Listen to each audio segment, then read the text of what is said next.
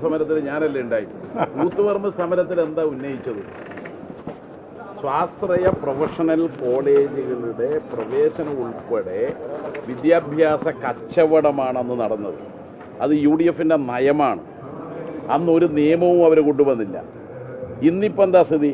ഇടതുപക്ഷം കൊണ്ടുവന്നിട്ടുള്ള നയം എന്താ? സ്വാശ്രയ പ്രൊഫഷണൽ കോളേജുകൾ, അത് മെഡിക്കൽ കോളേജായാലും എഞ്ചിനീയറിംഗ് കോളേജായാലും പ്രവേശനത്തിന് നിയമം കൊണ്ടുവന്നു. എന്താ നമ്മുടെ നയം? സാമൂഹ്യ നിയന്ത്രണത്തോടെ ആരംഭിക്കണമെന്നാണ്. എന്താ സാമൂഹ്യ നിയന്ത്രണം? മെറിറ്റ്, കുറഞ്ഞ ഫീസിൽ പഠിക്കാൻ പാവപ്പെട്ടവർക്കടക്കം സാധിക്കുന്ന സൗകര്യം.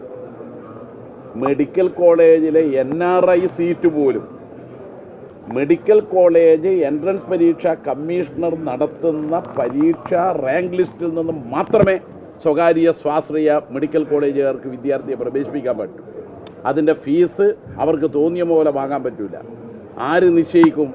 നിയമം നിശ്ചയിച്ച റെഗുലേറ്ററി കമ്മീഷൻ തീരുമാനിക്കും. ഇതാണ് സാമൂഹ്യ നിയന്ത്രണം. പരിയാരം ഉൾപ്പെടെയുള്ള അന്നത്തെ കോളേജ് ആരംഭിക്കുന്ന സമയത്ത് അതുണ്ടായിരുന്നില്ല. UDFന്റെ നയം കച്ചവടം മാത്രമാണ്. LDFന്റെ നയം സാമൂഹ്യ നിയന്ത്രണമാണ്. അതിന് നിയമം കൊണ്ടുവന്നു. ആ നിയമമാണ് യഥാർത്ഥത്തിൽ സ്വകാര്യ മേഖലയിൽ സ്വാശ്രയ മെഡിക്കൽ കോളേജും സ്വാശ്രയ എഞ്ചിനീയറിംഗ് കോളേജും ഉൾപ്പെടെ തുടങ്ങാൻ ഇടയാക്കിയത്. ഇപ്പോൾ പൂർണ്ണമായ എൻട്രൻസ് പരീക്ഷ റാങ്ക് ലിസ്റ്റ് നിന്നാണ് വിദ്യാർത്ഥി പ്രവേശനം. അപ്പോൾ അതുകൊണ്ട് ഇടതുപക്ഷ നയവും UDFന്റെ നയവും രണ്ടും രണ്ടാണ്. ആ ഇടതുപക്ഷ നയമാണ് ഇപ്പോൾ പുതുതായി ബജറ്റിൽ വന്നത്. സാമൂഹ്യ നിയന്ത്രണം ഉണ്ടാവും. അല്ല, പറയട്ടെ സാമൂഹ്യ നിയന്ത്രണം വന്നപ്പോൾ നമ്മളെ കോഴിക്കോട് സ്വകാര്യ സ്വാശ്രയ മെഡിക്കൽ കോളേജ് മാനേജ്മെന്റ് പറഞ്ഞിരുന്നു വന്ന്. അന്ന് MES ആണ് അത് അംഗീകരിച്ചത്. അവരെന്താ പറഞ്ഞത്? നിങ്ങളെ ലിസ്റ്റ് നിന്ന് ഞങ്ങൾ എടുക്കൂല. ഇപ്പോൾ എടുക്കുകയാണല്ലോ.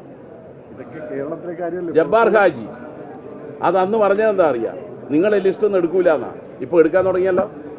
അതുകൊണ്ട് കേരളത്തിലൊരു നിയമത്തിന് വിധേയമായി വരുന്നവരുണ്ട്.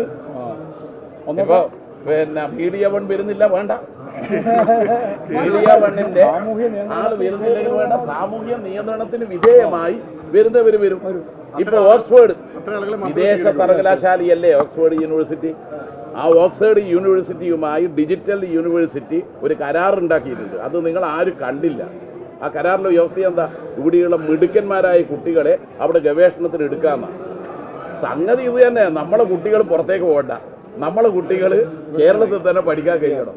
അങ്ങനെ ഒരു നയം കൊണ്ടുവരുമ്പോൾ നിങ്ങൾക്ക് വല്ലാതെ ബേജാറ് അല്ലേ?